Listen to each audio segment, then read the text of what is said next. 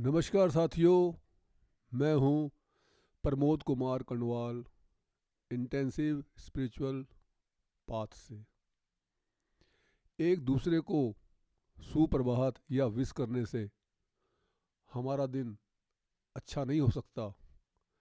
ये तो तभी होता है जब हम सुबह अपने जरूरी कार्यों से निपटकर उस सर्वशक्तिमान के गुणों को अपनी दिनचर्या में ढालने के लिए अत्यंत गंभीरता से प्रार्थना करें और निवेदित रिक्वेस्टेड की गई प्रार्थना को अपने कर्म में ईमानदारी से क्रियान्वित करें। परमात्मा अपनी पूजा से कभी खुश नहीं होता, बल्कि उसे दुख होता है कि ये प्राणी अपना समय नष्ट कर रहा है।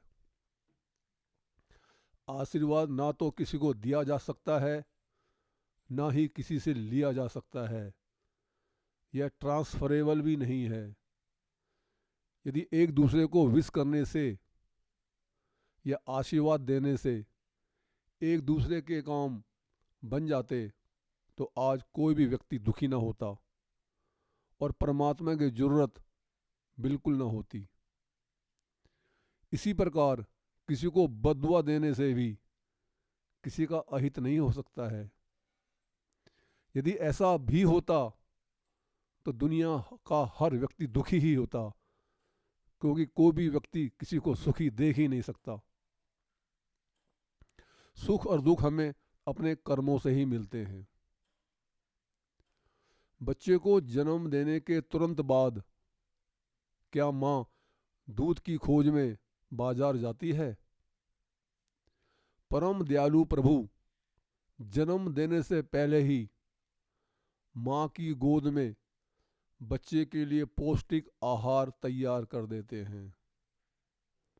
तो क्या भगवान इतने कंजूस, निर्बल व निर्दयी हैं कि बच्चे के बड़ा हो जाने पर उसके भोजन का इंतजाम बंद कर देते हैं? नहीं, मरते दम तक चाहे व्यक्ति कोई कार्य करे या ना करे, प्रभु सबको भोजन देते हैं। चींटी को कण देते हैं और व्हेल मछली को 4-5 टन तक देते हैं। इसमें भगवान की विशेष बात यह है कि वो एडवांस में देते हैं। मरने पर भी देत है लकड़ी कपड़ा आग, जिंदा नर चिंता करे उसके बड़े अभाग। और देने वाले की परिभाषा क्या है? वो यही कि वो एडवांस में दे, बगैर मांगे दे, बगैर स्वार्थ के दे। वास्तव में भगवान ने हम सबको एडवांस में ही सब कुछ दिया हुआ है, मगर हम उनकी दया को पहचान पाने में पूरी तरह से अक्षम हैं। भगवान फ्यूचर टेंस में नहीं बल्कि एडवांस टेंस में विश्वास रखते हैं। आधार कार्ड और आई कार्ड सिर्फ मनुष्य के बनते हैं, जानवरों के नहीं।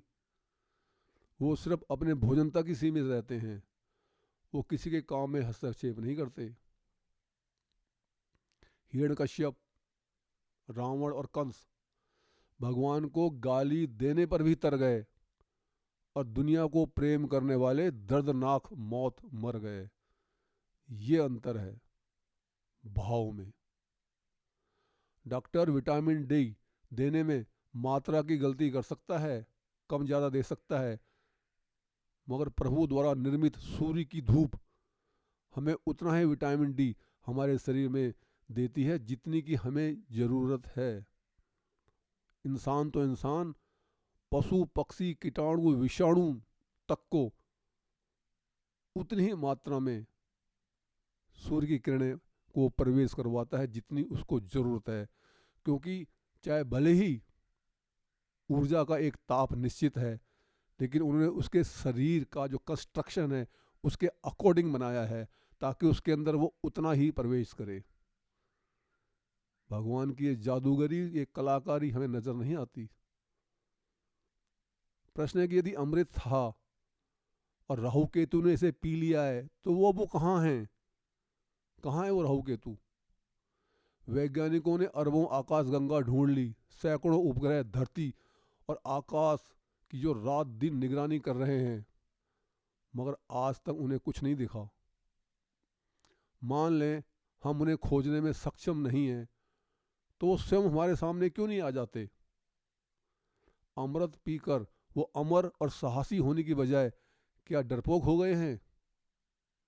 इन सब बातों से सिद्ध होता है कि जिस अमृत का वर्णन हमारे ग्रंथों में किया गया है वह अमृत वो नहीं है। हम अपने महान संतों की बात समझ ही नहीं पाए, मगर जो परमपिता के सच्चे भक्त हैं वो गारंटी के साथ जानते हैं कि अमृत कहाँ है, उसे कैसे प्राप्त किया जा सकता है और उसे कैसे पिया जा सकता है, इसमें जरा भी संदेह नहीं है। यदि आपको ये संदेश ज्ञानवर्धक तथा उपयोगी लगता है तो आप चैनल को सब्सक्राइब तथा वीडियो को लाइक, कमेंट और शेयर भी कर सकते हैं ताकि आगे आने वाली सभी वीडियो का नोटिफिकेशन आपको मिलता रहे। गुरु भगवान सबका कल्याण करे।